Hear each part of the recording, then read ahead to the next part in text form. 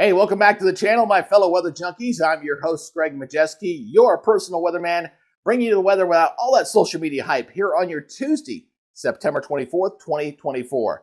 Let's go ahead and take a look at what we're tracking here for today as we're looking at some severe weather across parts of the Midwest and the South for today with a system that's also going to be part of our developing complex upper low system that's going to be diving down across the central of the country. And this is important because it's the interaction with this upper low that's going to determine where Helene, which is not official yet, should be named later today, and its impact will impact millions of Americans, unfortunately, as especially across areas across the deep south. We'll watch that very, very closely.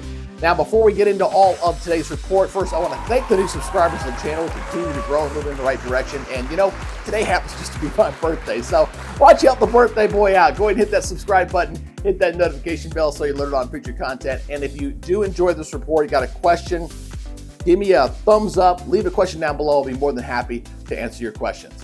All right, let's go ahead and take a look at the current satellite imagery here across the country as we got some rains here across the Midwest and some rumbles of thunder there across portions of Kentucky. We'll show the radar there in just a second. Here's the energy diving down here in the middle of the country. This is what's going to be responsible for steering our tropical system out of the south. So this upper level flow feature, these two are going to kind of get tied in tandem. I'm going to show you that in the model data here in a little bit. Pretty quiet out here out on the west coast. Surface map looking like this. Again, we got low pressure here across Illinois with the rain stretching from areas of the Great Lakes and Michigan, stretching on down through Kentucky. A little bit of rain going down into Mississippi for right now. A little bit of rain back toward Texas as well. Temperatures, cool, not overly bad right now across the high plains. Definitely warm and juicy here across the east, that's for sure. And seasonable temperatures there in the northeast and not bad out here in the west. Ooh, look, there's a 32 degrees there in the middle of Nevada. So still holding on a little bit of chill here across some portions of the intermountain region. All right, let's look at our current watches and warnings. And these were all issued here this morning. We got our hurricane watches up along the area down here. Tropical storm watches there in the pink. Obviously, the green is our flash flood watches that are in effect down here. So we're going to be talking about that in more specificality here in a little bit. Got some fog across portions of Kansas and into portions of Oklahoma here for this morning. All right, let's talk about the radar here. As again, we were talking about a few rumbles of thunder here across portions of Kentucky, south of Elizabethtown, near Campbellsville, up toward Danville. Got some pretty nice little rumbles and showers and storms. And this area needs to be watched again for today for some isolated severe, not out of the question as the system kind of traverses across this region. Our weather city of the day, I figured, what the heck, let's go and talk about St. George Island because this is where probably going to see very close to landfall. It'll be just off toward the east of this location. So again, you're not looking too bad here weather-wise here for this afternoon as we're going to see sunny skies here for one more day and high temperatures this afternoon topping out around 89 degrees. And if you'd like to nominate your city as the weather city of the day and you know of a good webcam in your area, hey, just post a link down below and we'll consider it here for a future broadcast. All right, let's go ahead and take a look here at the Storms Prediction Center. We're going to take a look at the next 3 days, which will also include the influence from our tropical system here as we're looking at your day one outlook here. So let's step through this as you're going to kind of notice, your first thing you notice is that yellow there. That means we've got a slight risk for some severe weather in that area here, stretching from portions of West Virginia back toward Kentucky. That is our hot zone, even getting portions of North Alabama, North Georgia, getting a marginal risk. Again, some gusty winds. And we got a little pocket here back toward portions of Oklahoma and Texas as well. So let's break it down by category here for today. Look at the tornado risk. There is a 2% chance. Again, that's that area there in green. That'll be for later this afternoon into this evening going into West Virginia. So we're looking right through there. But that's about it as far as the tornado threat here for this afternoon. The hail threat, it's there too. A little bit bigger pocket there, generally basically where that marginal outline was across portions of the Midwest and portions of the South. And of course, we got that little pocket there across Oklahoma and Texas. And the wind threat will be a little bit higher. Obviously, right there where that tornado risk is, that's where that higher wind threat's going to be. Again, winds up to near 60 miles per hour, not out of the question into that zone for late this afternoon and into this evening as that frontal system kind of moves into that zone. Let's take a look at the day two outlook. That is fairly quiet. All you're looking here in your day two is generally just a general thunderstorm threat here stretching from the northeast on down toward the south. That'll be quiet there for the moment, but then the day three, we start shifting our attention toward a landfalling tropical system, which will be Helene at that point.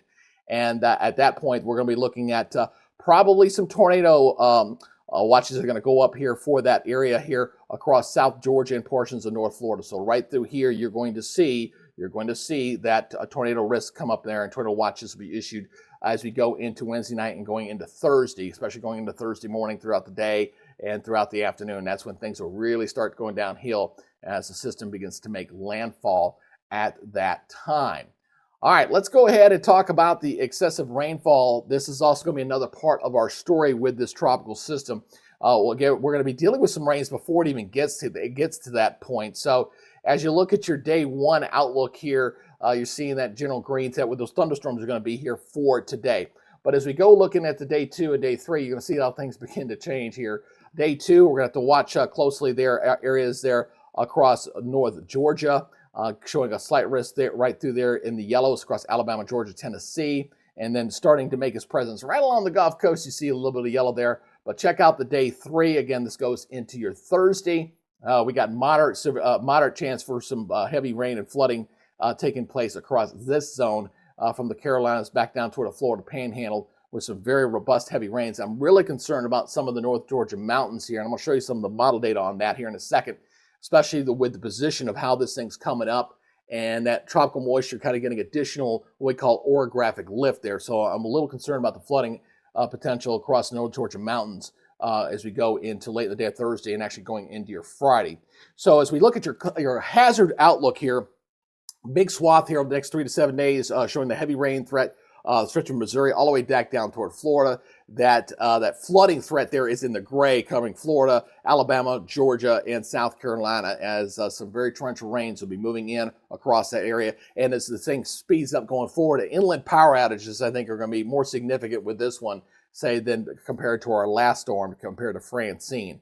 So let's go ahead. Let's talk about the tropics. Let's go ahead and get into the meat and potatoes here as we're tracking 2 systems. Obviously, we got the potential tropical cyclone number 9. That's in the Caribbean, and we got another one out in the Atlantic. That one will become Isaac, but for the time being, I'm not worried about that one. That one should be staying out to sea. Should not be a big problem here. So here's the latest 8 o'clock advisory on this system here at 19.2 north and 83.5 west, continuing northwest at 9. Notice this thing is really taking a snaking position as it's really going to be interacting with that diving upper low feature that's going to be diving down. So it's going to kind of snake its way through central Georgia there. We do have the hurricane watches up along the coast. I do have that calling down below, so you can see that down below. That's basically going from Inglewood northward and westward over to Indian Pass, right along the area there. And it's close enough to the Florida coast, and it's going to have a pretty large wind field here. That's why the watches are going up all the way up along the coast there, because the hurricane gusts definitely are not out of the question right along the coastal areas there, as this Helene, which will be at that time, will be skirting by the coast. So looking at the latest satellite imagery, I still see a system that looks very disorganized here for this one. There's a tremendous amount of thunderstorms out there, but not organized. That's why it's still a potential tropical cyclone just yet. It hasn't really gotten a closed off low all the way down to the surface yet, and nor are we getting those core thunderstorms over the center of circulation. So you can see, I mean, the big area of the tropics out here, seeing a very big explosion of thunderstorms around what's going to become Helene right through there. This is our other storm out here. This one, of course, potentially become Isaac, and that's looking a little healthier today as compared to yesterday. So again, we'll have to be watching what's going to be Helene very closely, as I do suspect we'll probably get a named storm before the end of the day. We should have that taking place. Now, also keep in mind, I've been mentioning this yesterday, I'm going to mention it again today, we're over some very warm bath water. Of course, tropical systems feed off this stuff, and when you're dealing with water temperatures around 87 degrees, very warm indeed, it can definitely going to feed off the system very well as it moves into the Gulf. Even some of the northern Gulf of Mexico, which had cooled off a little bit, has warmed up in recent days and getting closer to 84 and 85 degrees. So definitely is a bit warm for this system to feed off. That's what they feed off, folks. As we do it, take a look at the track strength here, schedule here. Let's take a look at this here. As you can see here, we're looking at the strength forecast to go up to close to Cat 3. Right now, the category strength for this thing is supposed to get up to about 115 miles per hour. That would make it a Category 3 hurricane. We'll wait and see on this one. One thing, when these systems, so far, what I've been watching this year, it seems like it takes them a while to get organized. It seems a little longer than normal this season. But once they do, they can get moving pretty quickly. Remember when we had Francine, it did strengthen pretty rapidly as it approached the coastline. And we'll have to see if we're in a similar situation with that. Well, let's go take a look at the latest European ensemble on this. Let's go ahead and load this thing up here. As you kind of see this thing moving up to the north. We got two things that we're kind of watching here. So let me go ahead and stop this thing right here. Let me back this up once again. As you can kind of see here what's going on with this thing. And I'm going to back this up and watch the spread. You still got a couple of outliers there going as far east as Pensacola. I don't think doing that. But generally it looks like right around the Florida Keys that we're going to be watching that as the potential areas. And then we got those two other areas of concern, which are well out in the Atlantic, but neither one of these are going to be of concern. And the reason why is this high pressure ridge out here is going to weaken. It's going to allow these things to turn up this way. So we're not worried about the ones out in the Atlantic making it all the way across. So as I go ahead and put this back into motion here, we'll go ahead and step this through. You see the system inland gets wrapped into that upper level low. That's why it turns to the left. You see it kind of making that turn there. It's getting wrapped into that upper level low, and it gets absorbed into that. And what that's going to mean is going to be a change to our overall weather pattern once that gets kicked out. I'm going to show you that on the extended outlook here in a second. All right, so as this goes on, notice that weakness moves into the middle of the Atlantic and draws those things north. With those tropical systems out in the mid-Atlantic are going to get drawn to the north. And then there's a couple of weak systems out there to kind of watch as we go beyond the 10-day there to look at for that. So let's talk about the hurricane models themselves specifically. Let's go ahead and talk about the HAFS-A. That's the A version. We're going to do the A and the B version on both of these systems here. And a couple of changes. They don't appear to be as robust as yesterday was showing, that's for sure. When we were looking at the ones yesterday, they were looking kind of scary yesterday. But general coming into the north. So again, this model here looks like it's looking at toward 9 o'clock toward landfall. So it's a little bit slower than what we were seeing yesterday. We're definitely getting hurricane force winds all up and down the coast here. This is why we've got the hurricane watches extending through there. Even though the eye is moving away from it, these coastal areas are seeing hurricane force winds in there pretty strong as this approaches the coast going into Thursday evening. Then it moves inland, going through the overnight hours, 11 o'clock, and then moves across Georgia. I mean, look at some of these winds in here. Getting close to 100 miles per hour. So there's going to be numerous power outages. The only thing I will say about this portion of Georgia is there's not a whole lot of people in that area. It's kind of getting the swamplands, but there are several cities in South Georgia that are going to get hit. Valdosta, for example, might get hit pretty good there. And then this kind of swings up here toward the north as we go toward Friday morning. And so this will kind of hit Augusta, Georgia, looking at some of the suburbs out here across North Georgia as well. And then my concern as this thing begins to move is going to be the fact that the flow around this thing, okay, will be bringing a lot of moisture and a lot of the winds will be moving in this general direction, okay? So let me get the draw here again. Sorry about that. Be moving up this way. So you got the mountains in here. So as the air gets flown into those mountains, it's going to cause it to lift, and you're going to get, it acts like a sponge. It's going to help kind of squeeze the atmosphere even more. So the flooding potential across North Georgia would be tremendous with this as it moves on up here into Friday morning. And then this will continue to track up toward the north and move up into Tennessee, North Carolina, Kentucky, and then it kind of gets absorbed into the low as it goes up to the north. So that is that version. Let's compare it to the other one. Let's go over to this one. Again, we're going to check that timestamp there and see how close this thing is. It gets organized here as it becomes a hurricane as we go in throughout the day on Wednesday. That's where we're anticipating it to be a hurricane, and then makes the ride up toward the north, again, scraping the coastline. Again, you're looking at hurricane force winds here across the Tampa area, quite significant. As the wind field in this is a pretty decent large system here with the wind profile. And then it moves up into South Georgia, generally in the same place. So again, 8 o'clock, a little offshore.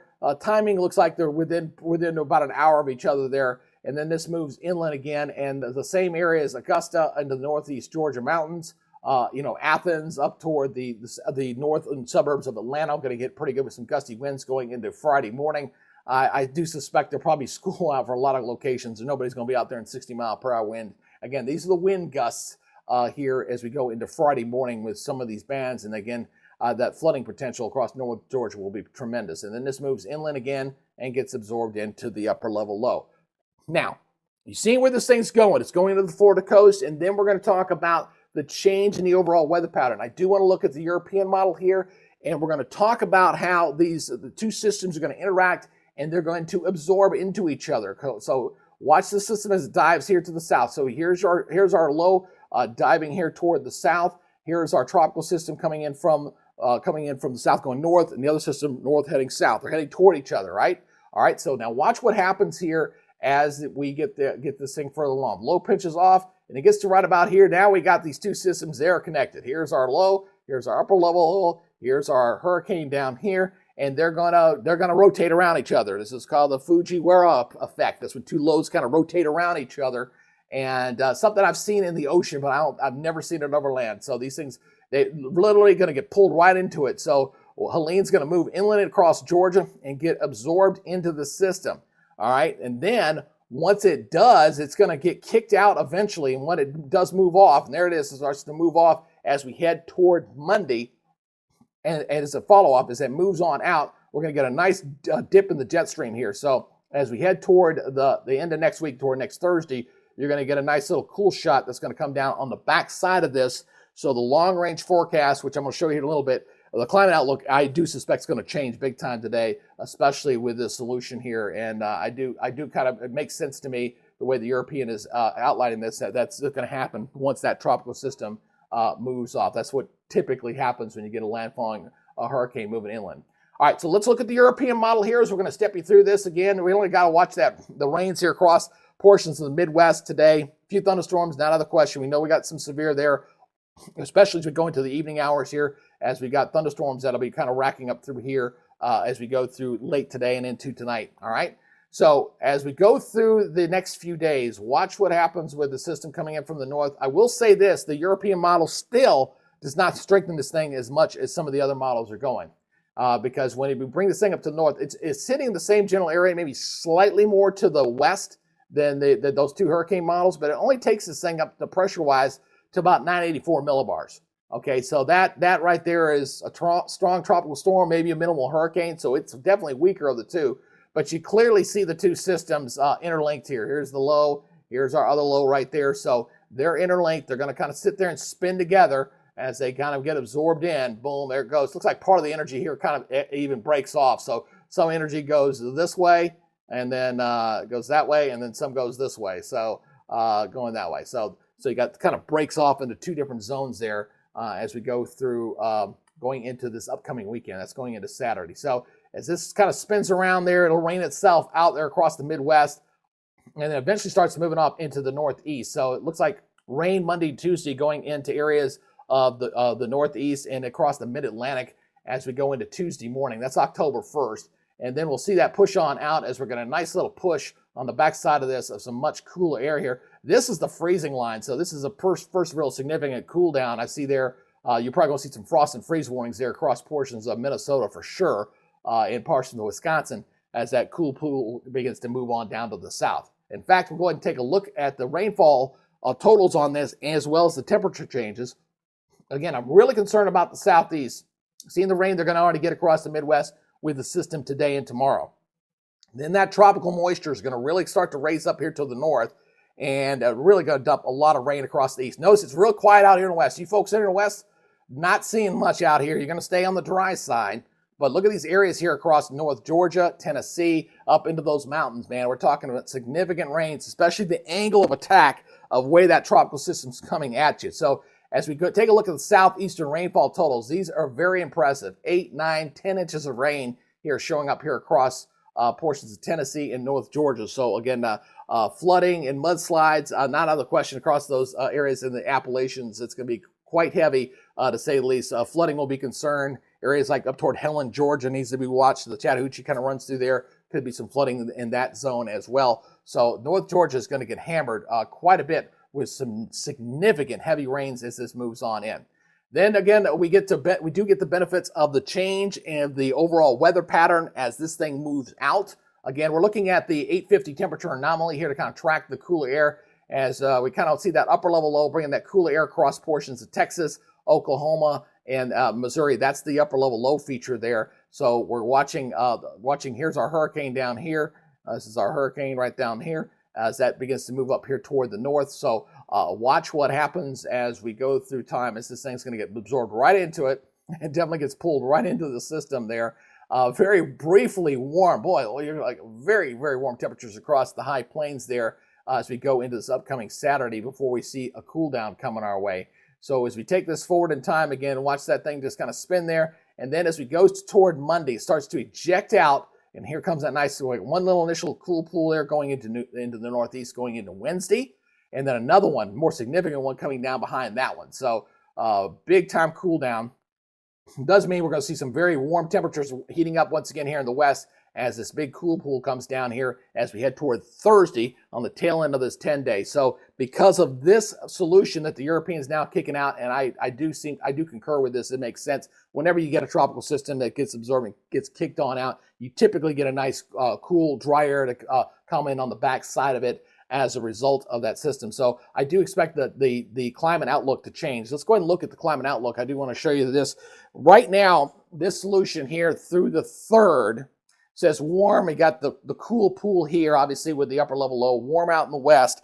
It's this here going out to the 7th, says near normal. I think this map here is likely going to change, all right? So when it goes out to we're going to see below normal here across the Midwest and coming in across the east. It'll stay pretty warm in the east. So this map, which will be updated later today, this one will probably change. Looking at your precipitation outlook again, the 29th through the 3rd, obviously high precipitation chances in here for the remnants of our system making inland. Very dry out in the west. That definitely is a trend, as you saw on the 10-day there. It was nothing out here. Very, very dry indeed. And then going on from the 8th to the 14th, abundant precipitation here in the east. Very dry across the big bulk of the country, except for the areas of the Pacific Northwest down into Northern California, getting some precipitation there. All right, so we got plenty to talk about. We're going to be all over this thing as we go into the next couple of days. I probably will be doing some sort of extended live coverage for a few hours going into Wednesday night. Probably between 5 and 8 o'clock. We'll go kind of watch and see what goes on between the 5 o'clock advisory and the 8 o'clock advisory. And then we'll do some extensive wall-to-wall coverage on Thursday. And hopefully we'll bring you some information. We'll be watching Twitter. I'll answer your questions. Anything you got. I'll be doing simulcasts on both Facebook and on YouTube. So I'll be doing both channels here for this upcoming Helene, which will probably be, we'll see how strong it gets. Is it going to get as strong as we saw with our last storm, with our F storm? You know, we'll see. Francine, you know, we'll see if that gets as strong. That was a Category 2 at 100 miles per hour. We had Beryl that also got Cat 2 again when it made landfall. Will this one become a major hurricane? We'll wait and see. But the inland impacts on this, because the forward speed, we're going to get a lot of power outages through Georgia, and we're going to get the flooding threat. I'm really worried about the Appalachians, especially with some of the heavy rains that are moving up that way. All right, that is your update for now. Again, if you want to stay up on the latest on this and all the feeds and everything going on with this broadcast, please subscribe to the channel, hit that notification bell so you're alerted on future content. And as always, if you got a question, please post it down below. I'll be more than happy to answer your question.